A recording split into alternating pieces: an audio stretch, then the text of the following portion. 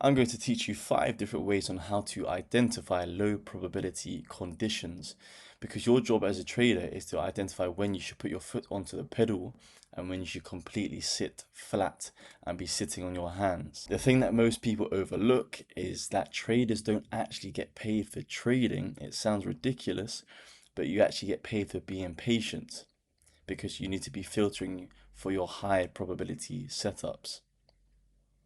The first way to identify a low probability condition is an inside daily candle. By this I mean the last candle is within the previous day's range. So here we have Friday high,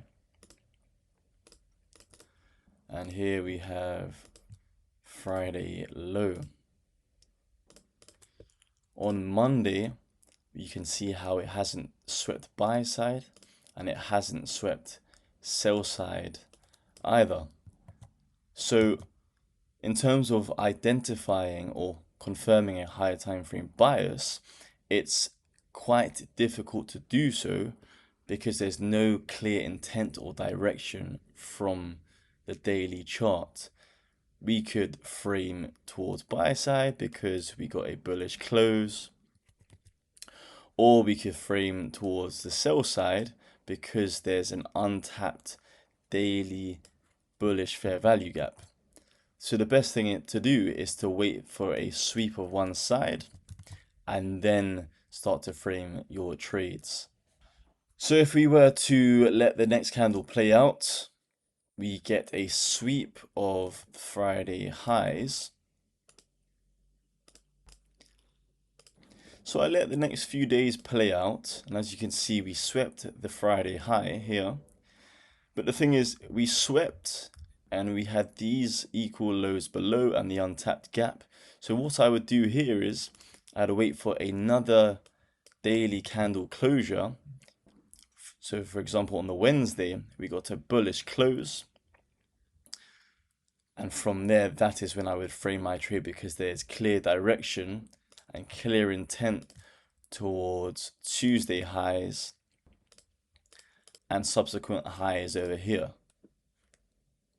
Another example is an outside day daily candle. So if we mark out the levels, you can see a clear sweep here. And we got a clear sweep of this low too.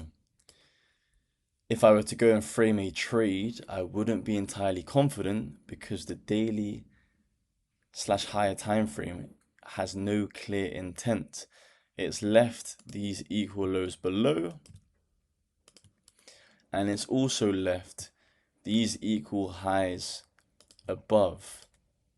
So what, again, you would wait for another candle closure. So now we have another candle closure. So as you can see, the Wednesday closed bullish, sweeping out this high, but it was a very strong bullish close. So what we can expect from here, we would mark out the equilibrium of this candle range. As long as it respects equilibrium of that candle, we can expect a continuation. So again, let's let the next candle play out. And as you can see here, we got a continuation higher, not even coming down to equilibrium. The thing that I want you to put into your notes, the reason why inside days and outside days are low probability is because there's no clear direction. It doesn't only apply to the daily profile. As I've mentioned before in previous videos, price is fractal. So not only does an inside day or outside day happen on a daily time frame, but it also happens on the time frames below, for example, the 4H and the 1H.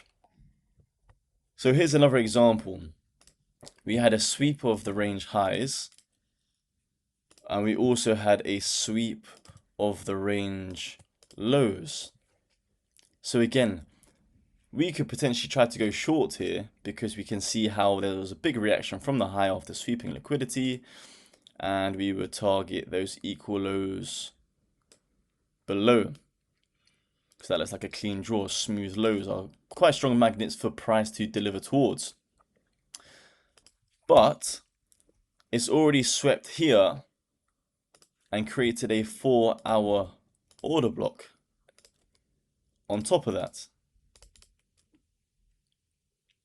So what we need to wait for here is a close outside of the range to show clear intent. So now we have a clear intent from the 4-hour structure.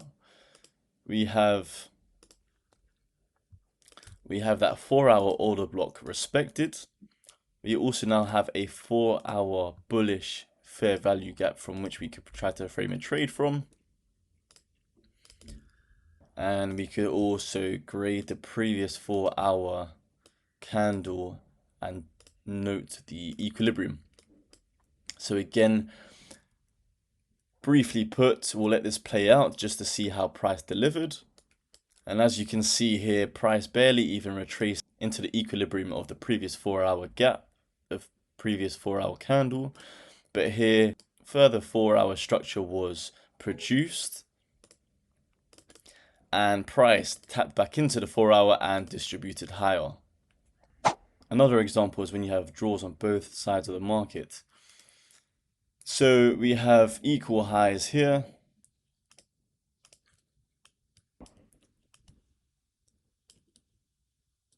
So that would be highs of the range. And we also have equal lows down here. But as you can see, as price is delivering, you can see it takes out a low, comes up, bounces up higher to take out buy side. Same thing again, it comes to take out some more lows, takes out some more buy side. Same thing again, we take out a low, we then bounce up to take out buy side. As you can see, it is pretty much range bound. What you would wait for here is a clear break above the high or below the lows. So you would either wait for a sweep of the highs and clear displacement down, or you'd wait for a break above the high to create bullish PD arrays being respected to drive higher. The same in reverse. You either wait for a sweep of these lows down here and immediate displacing, creating bullish PD arrays to come up higher, or you'd wait for the lows to be taken and bearish PDAs to start being formed to then trade lower. So if we were to swipe across and see what would happen, as you can see here, once we got a clear break of this range low, we immediately displaced lower. So we got the break below, as confirmed by this order block. Not only that, order blocks are stronger when there are fair value gaps present. So here we got a bearish fair value gap. We also got another bearish fair value gap here. And look at the drop on that. So when you have draws on both sides of the market, they come in forms of liquidity and imbalances. So fair value gaps. Let's say you have liquidity resting at buy side, at the previous day high, and you have a fair value gap resting down here. I will wait for one side to be swept and mitigated and to observe the displacement and then react from there. Same way if price was to move lower and shows clear respect of the fair value gap, and then it starts forming bullish PD arrays, I would then start to frame a bullish thesis. The thing is, when you get into markets that have draws on both sides of the market, for example, this week on the dollar, I will show you now. So as you can see here, you have equal highs resting above here, resting above here. So there's tons of liquidity above these levels. It's also a key level. So previous week high, you had the previous week low down here, which is aligned with this equal low here too. So you have liquidity there too. Not only that, but on the daily time frame, we have a unmitigated bearish gap above. So as you can see here, although you would think you could frame short because there's a massive 1 hour bet, because although you can see here there's a 1 hour bearish fair value gap, a lot of people would have been trying to go short, and all that would be happening here is they try to short, they get stopped out, they try to short, they get stopped out. It's just a slow grind higher. So what you need to wait for here is either a sweep of the highs or a sweep of the lows, and then observe the reaction from there. So what my thesis has been for this week, because it's been a slow grind up, I'm waiting for a sweep of the highs. I will observe the reaction from there. If we get displacement lower, I will then target all these lows here. The fourth way to identify a low probability condition is to identify the 5-day average daily range. Once prices hit this 5-day ADR, it clearly shows that price has expanded greatly. Once price has expanded greatly, price often enters either a consolidation or a retracement. And retracements are often slow, working its way back into the range. And that is not a phase of price that you want to be trading. When it comes to trading, you want to be part of the expansion phases. So for example, using EU, people would mark out this 1 hour bullish fair value gap, and they would try to go long. So let's just say, for example, we entered here on the lower time frame let's just say, and we try to target external range liquidity for roughly a 2R. So let's let that play out. And then as you can see, price has stopped us out. So we've now grinded lower back into the 1 hour bullish fair value gap and stopped us out. As I said, what often follows an expansion phase is either a consolidation or a retracement profile. So you'd want in this situation, so let's say, for example, in this situation, the New York pre-market session expanded greatly. So the New York AM session, like equities open, would be some sort of consolidation or a retracement. So consolidation or retracement as we got here. So you'd want to wait for a further confirmation before trying to trade price. So in this situation, like I said, you want to wait for further confirmations. We now got a clear reaction and a change in the state of delivery on the 1 hour time frame. This would be a lot better to frame from because we are now in the following day. So we could try to frame from here. Let's say we tapped and entered off the cyst just below equilibrium of that 1 hour order block down here. And then we target something conservative like a 2R. Let's say price tapped 5-day average daily range in London open session. I would completely avoid New York session. So let me write a few rules out for you. London open hits 5-day ADR, sit out of New York session.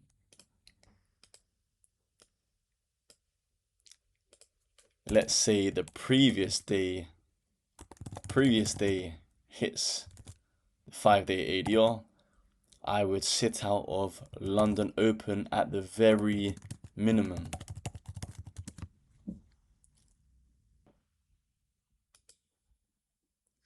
Another key note to note down is, an additional note to this as well, is if price has expanded for 3 days consecutively,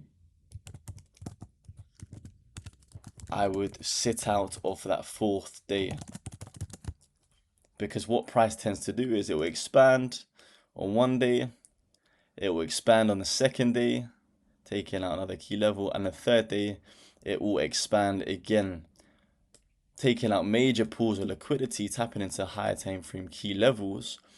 You can expect, or at least be cautious and skeptical of price potentially retracing. So add that to your notes.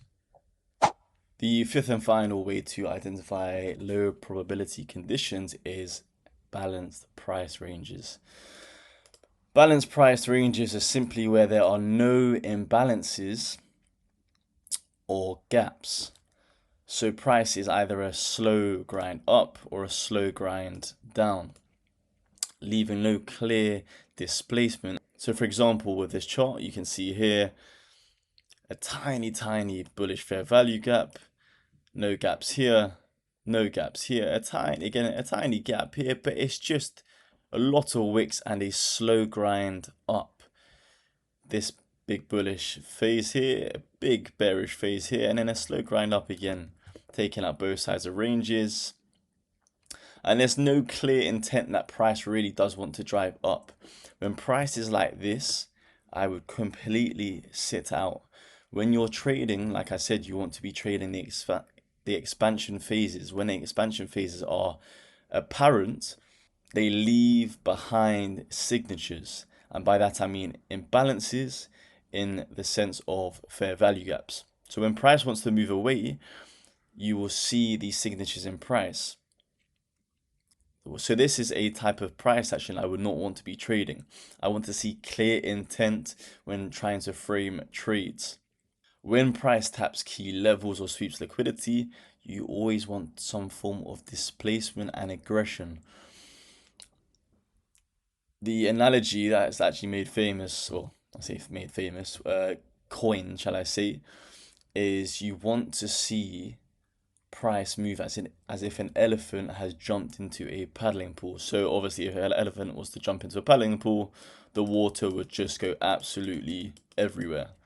If you don't see this intent behind price, then be cautious. As you can see, here's a slow grind up, and then it's a slow grind back down into the range, even though it's forming somewhat of a bullish structure.